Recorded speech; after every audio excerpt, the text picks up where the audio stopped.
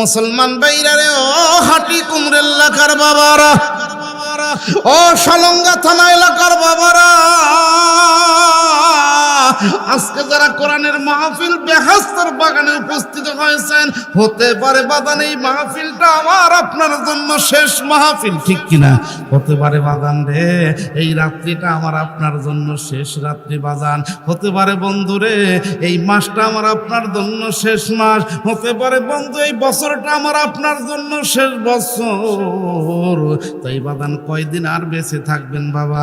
দেখেন দেখতে দেখতে তো আপনার মাথার চুলগুলা পেকে গেল, আপনার চোখের জ্যোতিটাও বাদান কমে গেল, আপনার শরীরের চামড়াটাও ডান হইয়া গেল, কথা কোন ঠিক কিনা? ও বন্ধু, এখন চোখেও কম দেখেন, খাইতেও পারেন না, কারণ বয়স হয়ে গেছে, আর কয়দিন বাদান বেঁচে থাকবেন? তাই আল্লাহ বলে, কুল্লাউ কুনতুম ফি বুয়ুতিকুম লাবারাদাল্লাযীনা কুতিবা আলাইহিমুল কাতলু ইলা মাওজিহিম। বান্দা, যখন তোমার মৃত্যুর সময় হয়ে যাবে, তুমি যদি মাটির ভিতরে গিয়ে ঘর বানাও, কোনো জানলা রাখলা না, ছিদ্রি রাখলা না, মালাকুল মউত আজরাইল তোমার জানটাকে ওখান থেকে নিয়ে চলে যাবে, কেউ তোমার ঠেকায় রাখতে পারবে না। আল্লাহ ফেরেশতাদের ডাক দিয়ে বলবে, ফেরেশতা, জামিয়া মাহমুদিয়া দারুল উলুম সিরাজগঞ্জ ময়দান, কিছু বান্দাগুলা এশার নামাজ পড়ে বসে আছে। আল্লাহ ডাক দিয়ে বলবে, ফেরেশতা, আমার এই বান্দাগুলা কোন আশায় বসে আছে? ফেরেশতারা ডাক দিয়ে বলবে, আল্লাহ, এশার নামাজ পড়িয়া তোমার বান্দারা কোরআন হাদিসের কিছু কথা শুনবে, নবীজির কিছু কথা শুনবে, এই কথাগুলা শোনার জন্য তারা অধীর আগ্রহ নিয়ে বসে আছে। বলে, আগ্রহ নিয়ে বসে থাকার কারণ কি? বলে, বসে থাকার কারণ হলো দুনিয়ার জিন্দেগির থেকে যেই দিন চলে যাবে আখিরাতের জিন্দেগিতে অনন্তকাল যেই কবরে থাকতে হবে, ওই কবরটা যেন তুমি জান্নাতের বাগান বানায়া দেও। এই জান্নাতের বাগানের ভিতরে থাকার জন্য তোমার বান্দারা ওদের আগ্রহ নিয়ে বসে আছে। আল্লাহ ডাকতে বলবে, ফেরেশতা, তোমার বান্দারা যারা কোরআনের মাহফিল বেহেশতের বাগানে জান্নাত পাওয়ার আশায় বসে আছে, আমি আল্লাহ শুধু তাদের জান্নাত দেব না, জান্নাতুল ফেরদাউসটা দিয়ে দিলাম। ফেরেশতারা ডাকতে বলবে, আল্লাহ,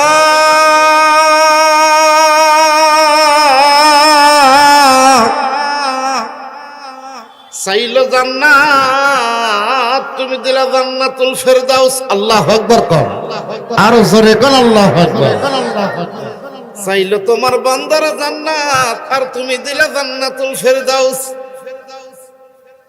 আল্লাহ ডাক দে বলবে, ফেরেশতা, আমি আল্লাহ বড়। সুবহানাল্লাহ কর। আমি আল্লাহ রাব্বুল আলামিন, আমার কাছে আমার বান্দা চাইছে, আমার বান্দাকে কি আমি ছোট জান্নাত দিতে পারি? ফেরেশতারা ডাক দিয়ে বলবে, আল্লাহ, তোমার বান্দা তো ছোট জান্নাত বড় জান্নাত উল্লেখ করে নাই, কিন্তু তুমি কেন বড় জান্নাতটা উল্লেখ করে দিলা? আমার আল্লাহ ডাক দিয়ে বলবে, ফেরেশতারা রে, আমি আমার বান্দাকে শ্রেষ্ঠ কইরা বানাইছি। লাকাদ খালাকনাল ইনসান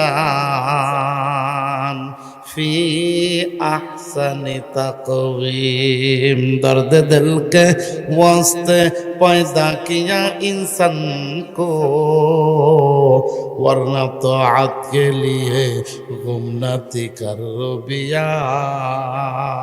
अल्लाहु अकबर कौन?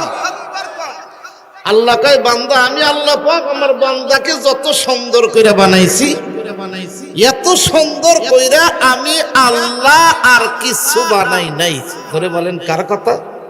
আরো জোরে বলেন কার কথা? বলো আরো জোরে কোন কার কথা? আল্লাহর কথা। আল্লাহ বলতেছে, আমি আমার বান্দাকে যত সুন্দর করে বানাইছি, এত সুন্দর করে আমি আল্লাহ আর কিচ্ছু পৃথিবীতে বানাই। তাই আল্লাহ মানুষ বানাইছে মাটি দিয়ে, ফেরেশতাকে বানাইছে আমার আল্লাহ পাক নূর দিয়ে।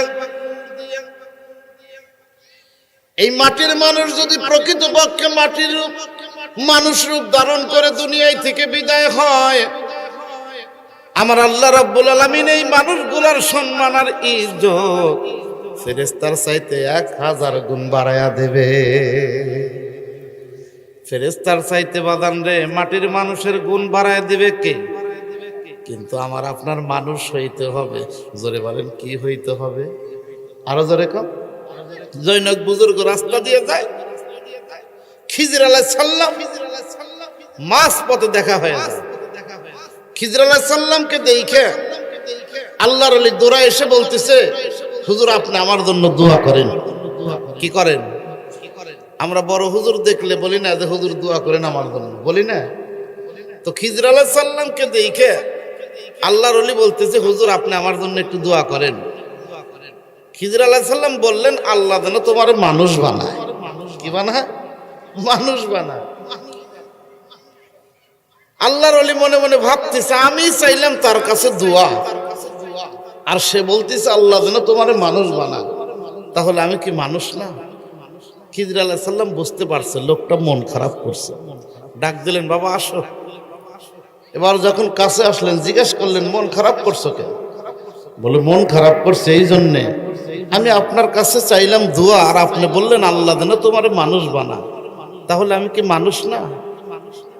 বললাম তুমি কোথায় থেকে আসলা? বলে আমি সলঙ্গা হাটের থেকে আসলাম। আপনাদের হাটি কুমরুল ইউনিয়ন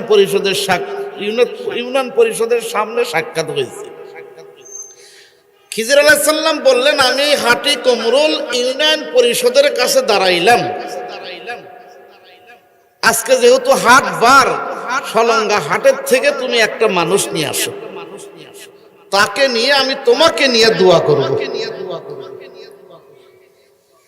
আল্লাহর ওলি বুজুর্গ হাটি কুমরুল থেকে আবার রওনা দিল সলঙ্গার হাটের দিকে। কিছুক্ষণ পূর্বে দেখলেন হাজার হাজার মানুষ হাটের ভিতরে। যখন খিজির আলাইহিস সালাম বললেন, আল্লাহর ওলি তুমি সলঙ্গা হাটের থেকে আর একজন মানুষ নিয়ে এসো, একা একা দোয়া করলে কেমন দেখা যায়, অতএব আমি তোমাকে নিয়ে ওই মানুষটাকে নিয়ে একত্রে দোয়া করব। এবার যখন রওনা দিলেন, খিজির আলাইহিস সালাম অপেক্ষা করতেছে ইউনিয়ন পরিষদের পাশে। আল্লাহর ওলি পুরা হাট তন্ন তন্ন করে দেখে কোনো মানুষ নাই, হাটের ভিতরে কুকুর আর শুয়োর দিয়া বোঝায়। চিন্তায় পড়ে গেলেন, আল্লাহর ওলি কি করলাম এখন, আমি মানুষ কোথায় পাই? পুরা হাট তন্ন তন্ন করে যখন কোনো মানুষ খুঁজে পাইলেন না, আস্তে আস্তে ভারাক্রান্ত হৃদয় নিয়ে চলে আসতেছে ওই কলেজের পাশে, দেখে একজন লোক ভাঙ্গা ছোড়া বৃদ্ধ মানুষ সাঁতার সারতেছে। এবার বন্ধুগণ আমার বাইরে আমার আল্লাহর ওলি ডাকতে বললেন, বাবা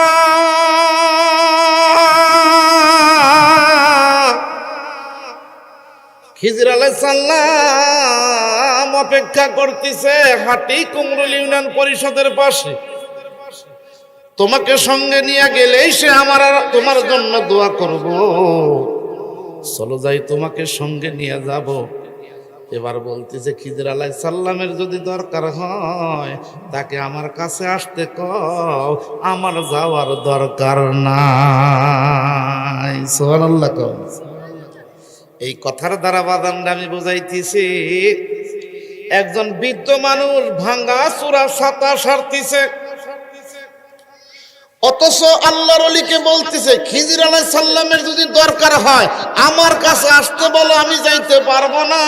তার মানে বোঝাইতেছে প্রকৃতপক্ষে যারা মানুষ তাদের দাম আমার আল্লাহর কাছে অনেক বেশি।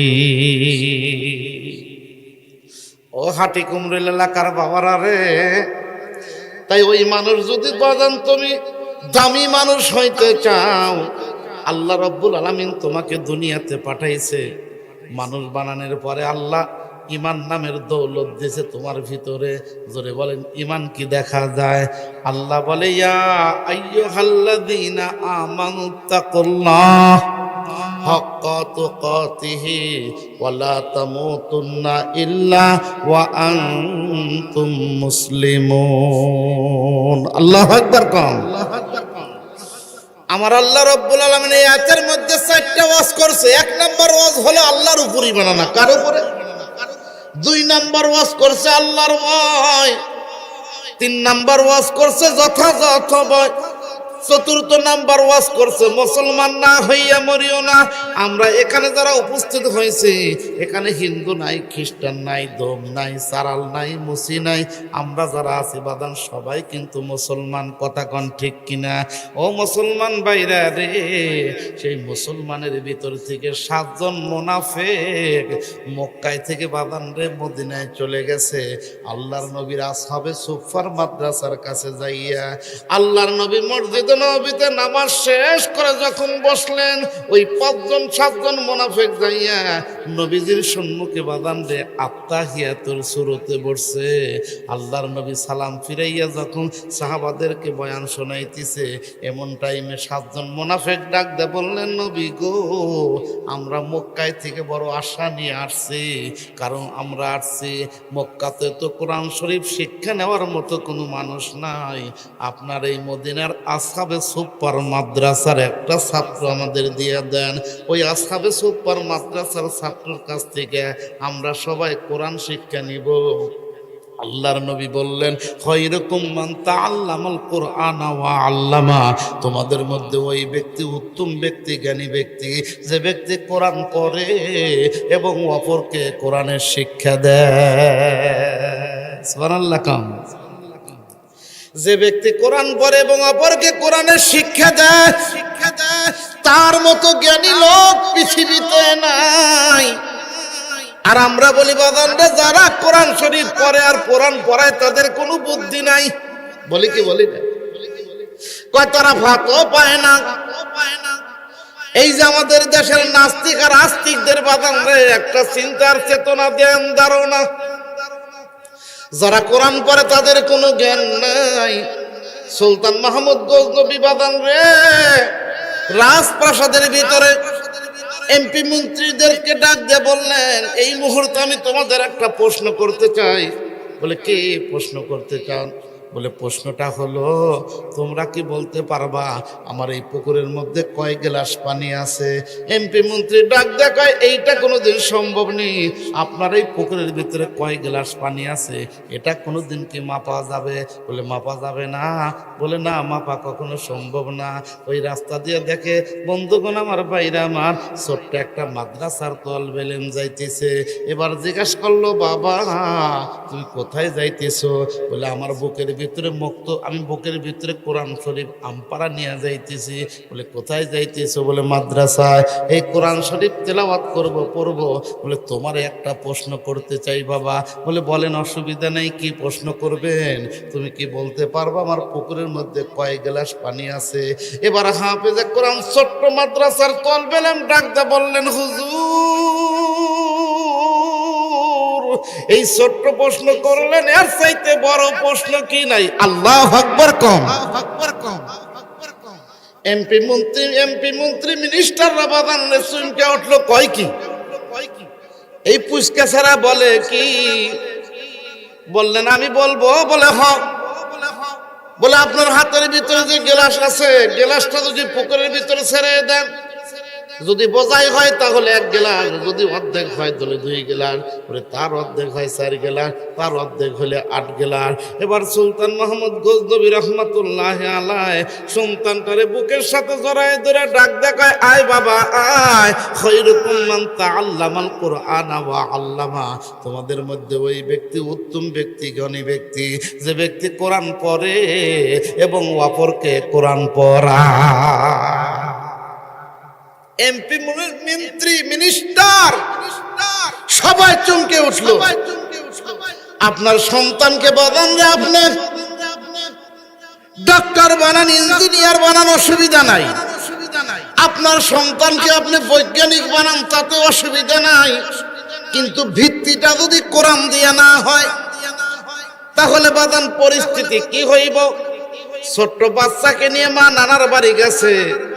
এবার নানার বাড়ি যাইতে শিখাইছে, খবরদার নানার বাড়ি যাইয়া যখন পেশাব আসবে পেশাব বলবা না। এবার ছোট্ট বাচ্চা বলতেছে আম্মা তাহলে আমি কি বলবো? বলে নানার বাড়ি যাইয়া তুমি পেশাব বলতে পারবা না, পেশাব আসলে বলবা আম্মা আমি গান গাবো। কি গাইব? গান গাইব। ছোট্ট বাচ্চাকে মা শিখাইতে শিখাইতে নানার বাড়ি পর্যন্ত নিয়ে গেছে। গভীর রাত্রে নিয়ে নানার কাছে শুইতে দিছে, রাত 3টা বাজে। ছোট্ট বাচ্চার প্রসাব আসছে, নানাকে ডাক দেখে, নানু ভাই আমি গান গাবো। নানা কয় এই বেকু, রাত 3টার সময় যদি তুই গান গাস এলাকার লোকজন মনে করবো হাদের নাতি কি পাগলা হইবনি, খবরদার গান গাওয়া যাবে না। যখন বলছে গান গাওয়া যাবে না, ঘুমাও। আসলে প্রসাব আসলে কি ঘুম ধরে? কথা কয় না। প্রসাব আসলে ঘুম হয়? ঘুম হয় না। আধা ঘন্টা পরে ডাক দেখায়, নানু ভাই আপনি যদি আমাকে গান গাইতে না দেন আমার কিন্তু ঘুম হইবে না। নানা কয় বড় বিপদে পড়ে গেলাম। ঠিক আছে গান যেহেতু গাবি এক কাজ কর, আমার কানের কাছে এসে গা। যখন বলছে আমার কানের কাছে এসে গা, ছোট্ট বাচ্চা এবার চেনটা খুইলে নানার কানের ভিতরে শোষ করে মেরে দিছে। নানু ভাই ডাক দেখো, এই নাতি কি করলি? কয় কেন গান গাইতেছি? বলে এটা গান গাওয়া কয় নাকি? বলে আম্মা শিখাইছে। আপনার সন্তানকে আপনার ডাক্তার বানান, ইঞ্জিনিয়ার বানান, বৈজ্ঞানিক বানান, ব্যারিস্টার বানান, বাদানরা লেখক বানান, অসুবিধা নাই। কিন্তু আপনার সন্তানকে যদি কোরআন শিক্ষা না দেন, বদারে মক্তবে গিয়া যদি কোরআন পড়বে, ওই সন্তানটাকে যদি কোরআন শিক্ষা যদি আপনি না দিতে পারেন, ওই সন্তান বাদানরে কোরআনের শিক্ষা যদি না পায়, ওই সন্তান বাদানরে রাস্তার ভিতরে দাঁড়ায়া প্রসাব করবে, কেউ ঠেকাইতে পারবে না। সন্তানটাকে যদি আপনি কোরআনের শিক্ষা প্রথমে দেন, আপনার সন্তানের ভিত্তিটা ভালো করলেন, তাহলে দেখবেন ওই সন্তান যত বড় ব্যারিস্টার হোক না কেন, ওই সন্তান কোনোদিন দাঁড়াইয়া পেশাব করবে না। ওই সন্তান কোনোদিন বাপ আর মাকে বৃদ্ধ আশ্রমে রাখবে না। কথা কোন ঠিক কিনা? ওই সন্তান কোনোদিন বাদান রে সুদ খাইবে না। ওই সন্তান কোনোদিন ঘুষ খাইবে না। ওই সন্তান বাদান 5 ওয়াক্ত নামাজ পড়বে, মানুষের মতো মানুষ হইবে। আর ওই মানুষের মতো মানুষ যদি বানাইতে চাও, আমার আল্লাহর কোরআনের কোনো বিকল্প না। কথা কোন ঠিক কিনা? 7 জন মুনাফিক নবীজির দরবারে বসা, কথা মনে আছে তো? আল্লাহর নবী ডাকতে বললেন, তোমাদের বাড়ি কোথায়? বলে আমাদের বাড়ি হলো মক্কাতে। সঙ্গে সঙ্গে নবী আমার গাল বেয়ে বেয়ে পানিগুলা পড়তেছে। মক্কার মানুষ আমাকে মক্কায় থাকতে দেয় নাই, ওই মক্কার মানুষ আমারে মক্কায় থেকে বাদানরে হিজরত করাইছে মদিনায়। সেই মক্কার মানুষগুলা 7 জন কোরআনটাকে নিষ্পেষিত নির্বাসিত করতে চায়, কিন্তু কোরআনটা যাকে যারা নিষ্পেষিত নির্বাসিত করতে যাবে, আমার আল্লাহ বলে ইন্না নাহনু নাযালনা যিকরা ওয়া ইন্না লাহু লাহাফিজুন। কোরআন নাযিল করেছি আমি আল্লাহ, হেফাজতের দায়িত্ব আমি আল্লাহর হাতে। কোরআন নাযিল করেছে আমি আল্লাহ, হেফাজতের দায়িত্ব আমি আল্লাহর হাতে। পৃথিবীর কোনো মানুষ কোরআনটাকে নিষ্পেষিত নির্বাসিত করতে পারবে না, বরং আল্লাহর কোরআনকে যারা নিষ্পেষিত করতে চায়, আমি আল্লাহ পাক তাদেরকে দুনিয়ায় থেকে উৎখাত করে দেব। চিৎকার করে কণ্ঠে তাই আল্লাহ বলে, বান্দারে এই কোরআন হলো তোমার শুরু, কোরআন হলো তোমার শেষ, কোরআন হলো দুনিয়া, কোরআন হলো আখিরাত, কোরআন হলো আল্লাহ, কোরআন হলো রাসূল, কোরআন হলো কবর, কোরআন হলো হাসর, কোরআন হলো মিজান, কোরআন হলো ফুলতেরাব। 5তে যদি হয় আল্লাহর কোরআনের পক্ষে 1 ঘন্টা বেঁচে থাকবো, 600 বছর কোরআনের বিপক্ষে বেঁচে থেকে কোনো লাভ হবে না। চিৎকার করে কণ্ঠে কিনা? তাই আল্লাহ বলে, বান্দারে কোরআন শরীফ পড়, বুকের ভিতর ভর, শক্ত কইরা ধর। তুই কি আমার ভর, আমি আল্লাহ তোরে বানায়া দিব জান্নাতের হুরপুরীদের ভর। সুবহানাল্লাহ। ভারতবর্ষে লাল চামড়ার গোষ্ঠীরা 200 বছর রাজত্ব করেছে। তাদের মূল টার্গেট ছিল ভারতবর্ষে কোনো কাগজের কোরআন থাকবে না। মুসলমান বাইরে 2 জন ইংরেজ ভারতবর্ষ থেকে বাদান রে যত কাগজের কোরআন লাইব্রেরিতে সব কোরআন গুলা কিনে নিয়ে বিশাল বড় বাদামরে জ্বালায় স্তূপ বানাইছে। এক বন্ধু আর এক বন্ধুর সাথে সাক্ষাৎ হইয়া যায়। জিজ্ঞেস করলেন, বন্ধু এই ভারতবর্ষে আপনি কতদিন হলো আসছেন? বলে অনেক দিন হলো ভারতবর্ষে আসছি। বলে ভারতবর্ষে এসে আপনার মূল টার্গেট কি? বলে ভারতবর্ষে এসে আমার মূল টার্গেট হলো এই ভারতে কোনো কাগজের কোরআন থাকতে দেব না। সব কাগজের কোরআনগুলা লাইব্রেরি থেকে কিনে নিয়ে পোড়ায় দিয়ে বাদানরে বিশাল বড় স্তূপ বানাইছে। ও বন্ধু, এক বন্ধু আর এক বন্ধুকে জিজ্ঞেস করতেছে, বন্ধু এই কাগজের কোরআন জ্বালাইয়া পুরাইয়া সরকার করে দিলে কি হবে? কিন্তু ভারতবর্ষে কিছু কাগজের কোরআন না, বাস্তব কিছু কোরআন আছে যেই কোরআন কথা বলে। ইংরেজ জিজ্ঞেস করতেছে, বন্ধু আপনি কি বলতেছেন? বলে ভারতবর্ষে কিছু কাগজের কোরআন আছে, আবার বাস্তব কিছু কোরআন আছে। বলে সেই কোরআন কিন্তু কথা বলে। জিজ্ঞাসা করতেছে, কোরআন আবার কেমন করে কথা বলে? বলে ওই কোরআনের কথা কি তুমি শুনবানি? বলে অবশ্যই আমি কোরআনের কথা শুনবো। বলে কোরআনের কথা যদি তুমি শুনতে চাও তাহলে আর দেরি করো না, চলো যাই। বলে তুমি আমারে কোথায় নিয়ে যাইবে? বলে দেখনে কোরআন কেমন করে কথা বলে। এবার ইংরেজকে নিয়ে বানান রে ভারতের দিল্লি শাহী জামে মসজিদের দোতলায় তুলছে। এবার দোতলায় তোলার পরে এক বন্ধু বাদানের ওস্তাদকে ডাক দেয়, বলতেছে, হুজুর আপনার এই মাদ্রাসার এতগুলা ছাত্র ভিতর থেকে একজন হাফেজে কোরআন দেন। আমার এই বন্ধু ভারতবর্ষে যত কাগজের কোরআন আছে সব কোরআনগুলা জ্বালায় পোড়ায় সরকার করে দিছে, কিন্তু কোরআন যে কথা বলে সেই কথা বলা কোরআনটাকে তাকে আমি একটু দেখানোর জন্য আপনার একটা হাফেজে কোরআন দেন। ওই হাফেজে কোরআনটা একটু কোরআনের তেলাওয়াত করবে, আমার বন্ধু আর আমি ওই কোরআনের তেলাওয়াত শুনবো। ওস্তাদ এবার 8 বছরের একটা হাফেজে ছাত্রকে ধরে নিয়ে আইছে। ওই ছাত্রটার নাম হলো আব্দুর রহমান। আল্লাহু আকবার কও। হাফেজে কোরআন আব্দুর রহমানকে ডাক দিয়ে বললেন, ওস্তাদ বাবা গো, এরা একটু তোমার কোরআনের তেলাওয়াত শুনবো, তুমি একটু কোরআনের তেলাওয়াতটা এদের শোনাইয়া দাও। 8 বছরের হাফেজে কোরআন আব্দুর রহমান এবার বাদান রে ইংরেজের সম্মুখে যাইয়া 7 বাদান রে 8 বছরের এই সন্তান হাফেজে কোরআন যখন মধুর তেলাওয়াত শুরু করে দিয়েছে, ইংরেজ বাদান রে প্রত্যেকটা তেলাওয়াত গুলা শুনিয়া শুনিয়া চোখের পানি জমিনে ছেড়ে দেয়। 15 পারা মুখস্থ করার পরে ইংরেজ বন্ধুগণ আমার বাইরে আবার জিজ্ঞাসা করতেছে, বাবা একটু অপেক্ষা কর, আমি একটু ওযু ইস্তেঞ্জা করে আসি। এবার ওযু ইস্তেঞ্জা করিয়া হাফেজে কোরআন বাদান রে আর বাকি কোরআন শরীফ তেলাওয়াত করা শুরু করছে। 15 পারা পড়তে পড়তে পড়তে পড়তে প্রত্যেকটা অক্ষর ইংরেজের কলমের মধ্যে যাইয়া লারা মারে। কারণ এই কোরআন বাদান যে পড়বে আমার আল্লাহ বলে, ইয়াসিন ওয়াল কোরআনিল হাকীম ইন্নাকা লামিনাল মুরসালিন আলা সিরাতিম মুস্তাকিম। হিকমতওয়ালা কোরআন, এই হিকমতওয়ালা কোরআন যার সিনার ভিতরে ঢুকবে আমার আল্লাহ রাব্বুল আলামিন সেই সিনাটা আলোকিত করে দেবে।